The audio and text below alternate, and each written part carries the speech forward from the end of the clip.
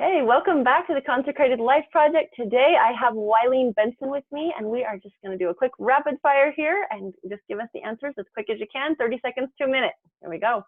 What does living a consecrated life mean to you?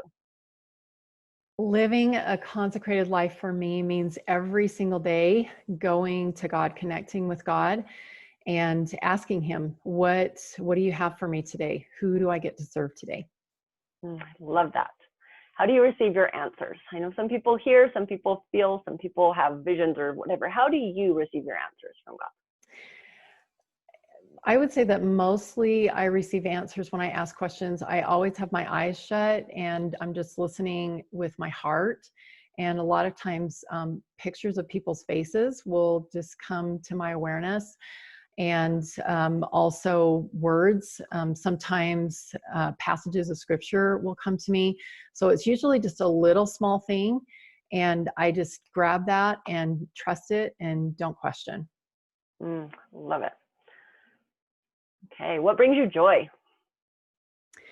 What brings me joy? You know, this morning on my daily gratitude call, I slept in. And so I was like 10 minutes late. And what brought me joy today was seeing that somebody was willing to take over and just be the leader in the call until I got on. And I saw that that person who took the leadership role, she was actually questioning her ability to be a leader this morning. She shared with me after the call, and she said, "Thank you so much for sleeping in, because this gave me the opportunity to really give myself the opportunity to be the leader so that I could see that I actually can be, that evidence was created." So what brings me joy is seeing God's hand in every single thing and knowing that He loves me and He loves everybody else just as much as He loves me. And He can use me, even if it's just to sleep in, to serve another person. Oh, I love that so much. I have more stories. Well, we'll get into that in the main interview of how amazing it is when you see that evidence that God cares about the one person. And something you might feel like, oh my gosh, I'm late, I'm letting my people down, I'm not doing what I was supposed to, turned out to be God's direction of honoring you. You needed sleep probably, as well as she needed to fill that leadership. And I love that. He totally knows about the one. Yes. When do you feel closest to God? The times, places, activities, things that you're doing when you feel that closeness? When I feel closest to God is when I'm doing my daily GPS every morning, gratitude, prayer, and scripture. It's just a conscious act. It's a conscious, I call it a ritual, just a daily ritual that I engage in. And it's an intentional connection to God. And that's when I feel the closest to Him. Love it. Okay, share with us one of your gifts or talents. I feel like one of my gifts is the ability to see beyond, or to hear beyond the words. When I'm working with a client and they're speaking something, I'm always listening for like common threads and ways that this actually is sort of like a pattern. Maybe something, that happened in their childhood to something that's still going on today. And I really feel like I have that gift to be able to step outside of the physical, reality of what's happening and be in more of an intuitive space of what's really going on. That's a beautiful gift, and it's so needed. So many people, like, if we can use our gifts and help each other, it makes such a difference. So what are some of the challenges that you've experienced in life? I'm sure we'll get into this more in the main interview, but just go ahead and give us, a quick, like a list of, these are some of the hard things I've maybe gone through. I would say probably the one hardest thing the one hardest challenge that I am still actually kind of working through, but I'm feeling way more in charge of this than I used to be, is money, the resource of money. And also time has been a really big thing for me. I used to have the belief that I had to do everything for everybody all the time, and was always the leader and everything. And so my time just seemed like it was always short. When I realized that time and money are both resources and they pretty much work on the same, the same frequency, then I was able to see both of them as something beyond just what it was. I saw time as a resource rather than just time. I saw money as a resource rather than just money. and started understanding the like the energy behind resources and how you attract resources into your life and how to speak about them, the language, that it likes to hear, and all of those things. So I am, feeling way better about that right now. But that has been a challenge for me in the past. I'm making a note of that one because I'm sure our listeners are going to want to hear more about what you've learned on that one. Yeah, for sure. What is your go-to thing when you feel that heaviness, you feel that funk coming on and you're like, oh, I got to get out of this? What is your go-to that helps you get out?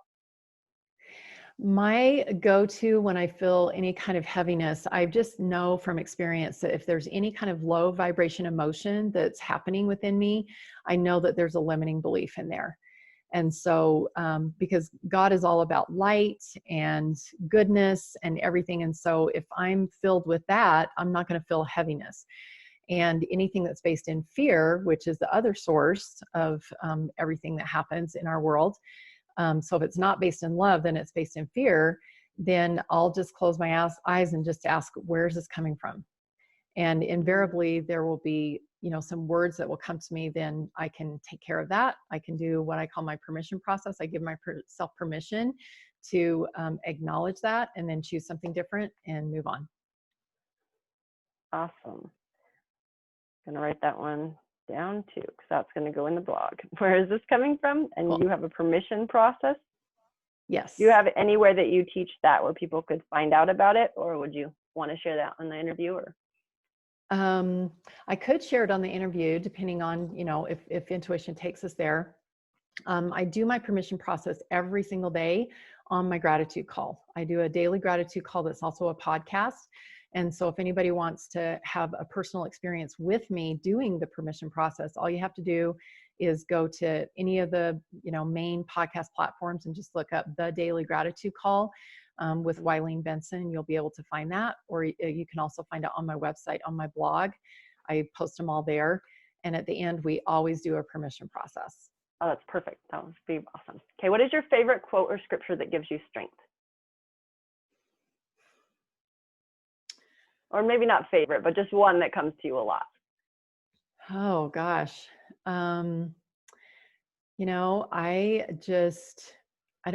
don't know if I really have a favorite go-to.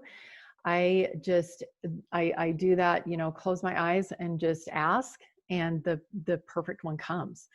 So I would just say I'm really grateful for the study that I have done in the past, because those perfect scriptures will come to me. Things that I've maybe read in the past that have forgotten, they'll come to my remembrance. So that's my favorite, I guess, is just the ability that I have to ask and receive in the moment. I love that. And I totally agree, because I used to be in that place where I would try to memorize it. I'd be like, I was reading the book, but I don't even remember what happened yesterday. And then I realized that, what, if I put in the effort of reading it, then it's okay, because it's in there somewhere and God can bring it to my remembrance or re-guide me to that book, to that page when I need whatever it said. So as long as I'm constantly feeding my mind and my soul with good stuff, then he can bring it to me when I need it, which is so good. Yes, exactly. And I also feel that, we're different every single day. And so, what was my favorite one yesterday fit me yesterday. What's my favorite one today is going to fit me today. Beautiful. How about a song? Do you have a favorite or one of your favorite songs that comes to you that gives you strength? No, again, those have just come to me exactly when I've needed it. There have been a couple of times when I've really been maybe even questioning my path, my path of purpose, and questioning, is this really worth it? And then somebody will share a song with me on social media or something, and I'm like, oh my gosh, that is exactly what I needed to hear today. Perfect. Can you think of one that's touched you lately? I did have one that was shared, but I can't remember the name of it. It was one that I hadn't heard before. Oh, I'd have to go. I shared it on my. Send it to me. Okay, I shared it on my Breakthrough with Gratitude page, Facebook group. So I'll have to scroll down. It's been, probably a couple of weeks ago. Find it and send it to me, because if you're on the Consecrated Life website, there's actually a whole section of songs for your consecrated life. Cool. And these are the collection of those songs that I found that really anchor you to who you are and what you're doing, to help you remind you of who you are and where you're going. And so those are super powerful. So we can add that to that list if it fits what we're looking for there. That's awesome. Yeah, it will. Okay, if you could leave one quick nugget of wisdom with those who are seeking to follow their path and not worry about the world or what everybody else's path is, but to do what they feel called to, what would that nugget of wisdom be? My nugget of wisdom would be to not compare yourself, because you are an individual, you're unique, you're the only one of you, and you're the only one that's on your path. I know I've caught myself before thinking somebody else was ahead of me and feeling a little bit down about myself, or even feeling like, oh, I'm doing really good. Look how good I am. And neither one of those really puts you in a good space. So just know that you are on your own path, that you are perfect just where you are, and that God has a plan for you and your purpose. And that, yeah, if you just focus on that, just go to God to know where you're at and what's next.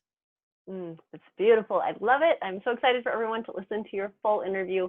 Thank you so much for giving us these quick answers really quick here. Anyone who wants to listen can hop over to the Consecrated Life Project page at consecratedlife.learnlivefly.com. We will see you in the interview.